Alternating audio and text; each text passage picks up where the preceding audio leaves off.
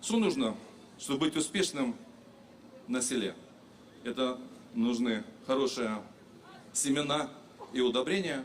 Второе, средства защиты растений. Ну а третье, без чего просто не растет ни одно растение, это тень руководителя в поле. Вот когда тень это есть, тогда растение растет. Когда его нету, тогда не растет.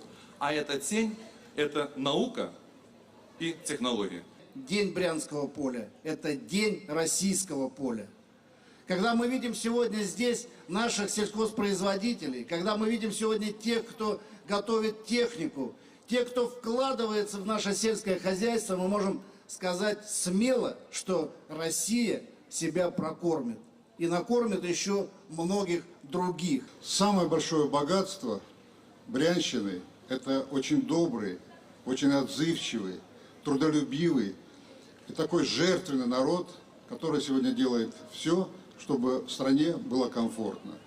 И очень важно, как сказал наш общенациональный лидер Владимир Владимирович Путин, говорить о сбережении, о чутком, бережном отношении к людям. Сегодня мы это чувствуем со стороны власти региональной.